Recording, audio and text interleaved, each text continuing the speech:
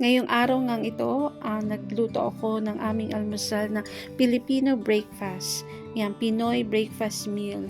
So, nagprito lang ako ng tinapa o tinatawag na smoked fish. Yan ay salinas na tinapa.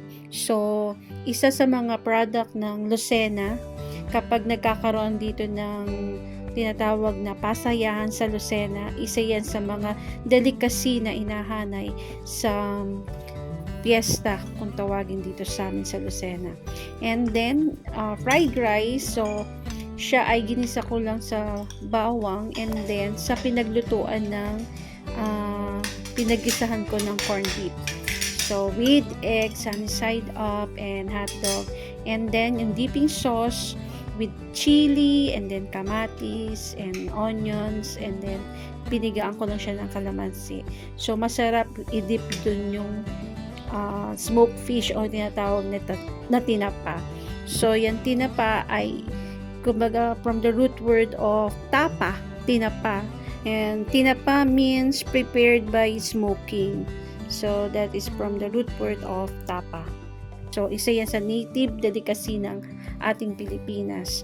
So para ang alam ko pinagmulan yan ay from the Rosario, Cavite talaga. So, pero dito sa amin sa Lucena City, isa yan sa mga native delicacy dito at isa sa mga produkto na binebenta dito sa Lucena. So, yan, tayo magmukbang na masarap na pagkain. So, masarap na Pinoy na almusal. Yang Pinoy almusal, yan, kailangan ng ating katawan sa bawat araw.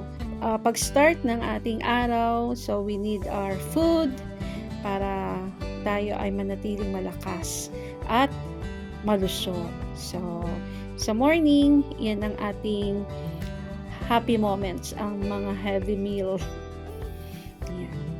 So, and by spirituality, start with our day in a prayer.